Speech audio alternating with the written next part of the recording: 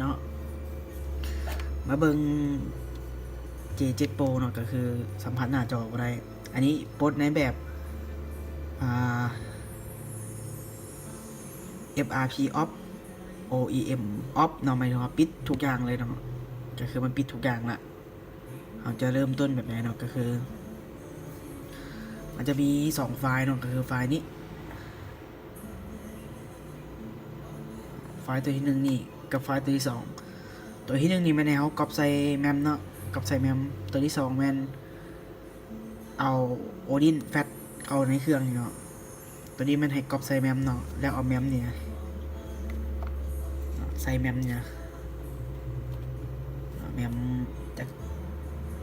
มันขนาดไฟล์กิกไปนิดนึงเนาะเขากะเอาแมม2 กิกยังก็ได้เนาะ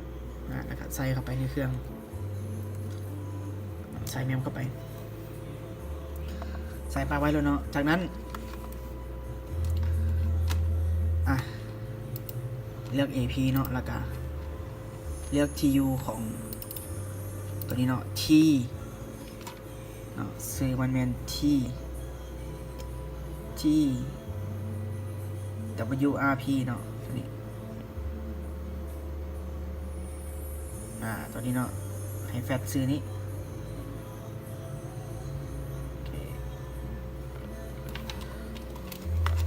เลือกก่อนเนาะเลือกก่อนจากนั้นกาเข้าดาวน์โหลดโหมดเนาะเครื่องนี้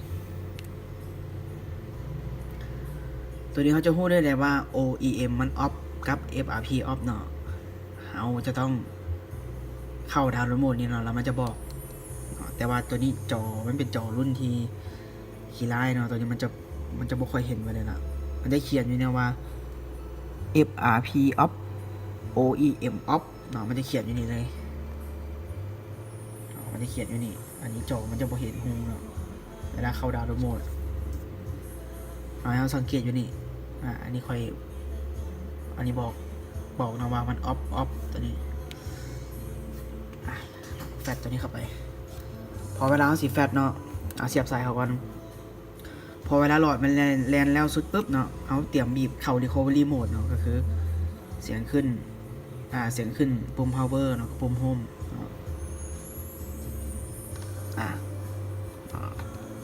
เตรียมกดเนาะ1 2 3เนาะกดปุ๊บมันจะแฟตแล้วปุ๊บเนาะเขาก็บีบเลยพอเวลามันขึ้นมาเขาก็บีบ3 ปุ่มเข้า recovery mode มันจะขึ้นหน้านี้หน้านี้ก่อนเนาะตัวนี้แม่นให้เอาสไลด์ไปก่อนแสงมันจะจ้าเนาะตัวนี้เนาะเราก็เงียงไปแล้ว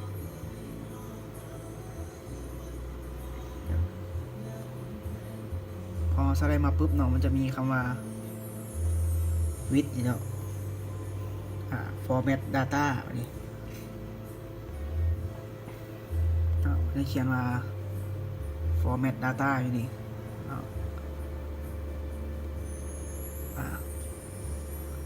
แล้วพิมพ์ yes ใส่เนาะyes มันจะกดได้แล้วเนาะตอนนี้เนาะพิมพ์เข้ามา yes เนาะก็คือ y es แล้วก็กดหมายถึงมันจะ format ให้เราตัวนี้หลังจาก format แล้วปุ๊บเราก็กด reboot system นี่เนาะ reboot system เนาะกดปุ๊บแล้วก็กดตัวนี้มันจะมีตัวนี้เนาะมันเขียน do not install เนาะแสงมันจ้าเกินไปนะมันก็เลยเอามุมนี้เนาะกดตัวนี้เครื่องจะดับเข้าบีบอีกมาดึงเนาะก็คือบีบให้มันเข้าโหมดเมื่อกี้นี่อีกวันหนึ่งมันเข้าโหมดเมื่อกี้อีกวันหนึ่ง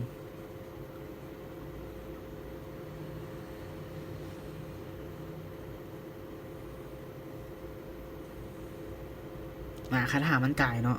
เขาจะบีบให้มันดับก็คือบีบเป็นเนาะบีบคือเก่านะเนาะ recovery mode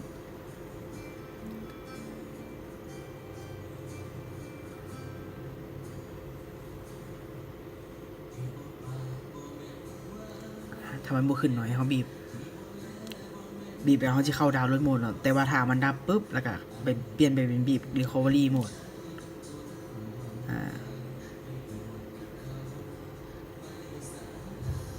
มันจะขึ้นหน้านี้เนาะ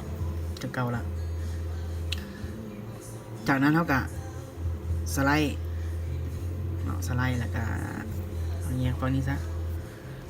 แสงมันจ้าเนาะก็คือเข้ามาตัวที่หนึ่งเลย install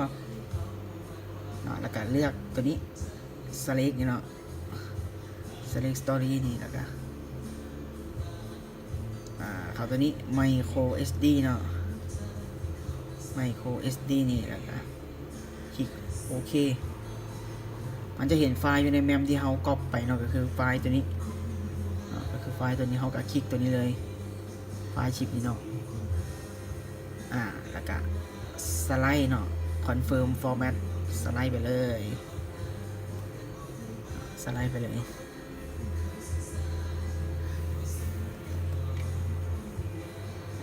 แล้วกด next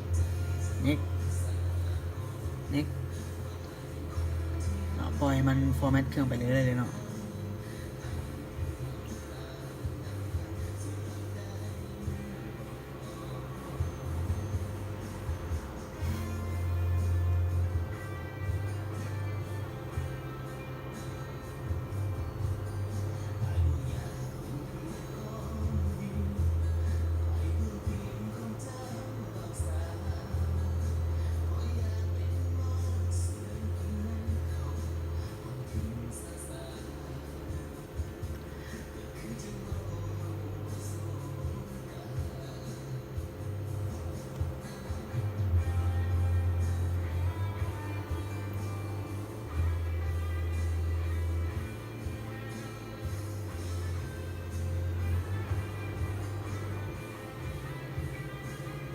เราปล่อยมันฟอร์แมตไปเรื่อย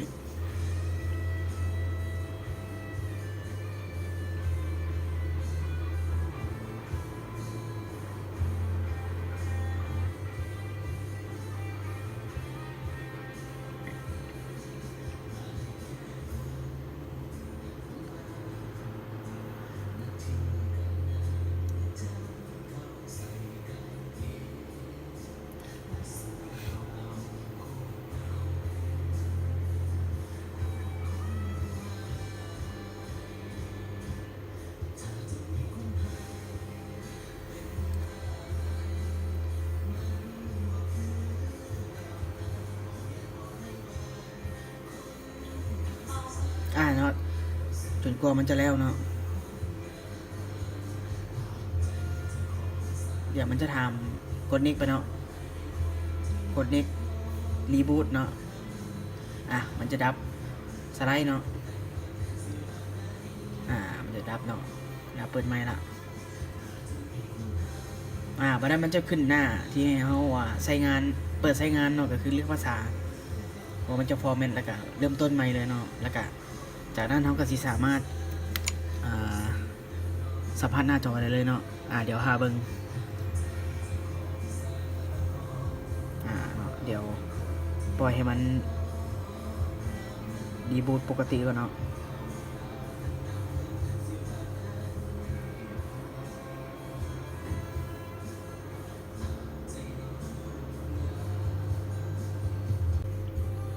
แล้วเขาก็จะเจอหน้า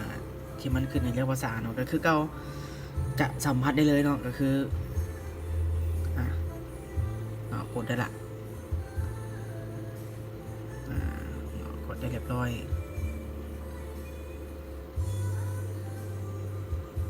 เอากะเปิดใช้งานปกติเลยเนาะ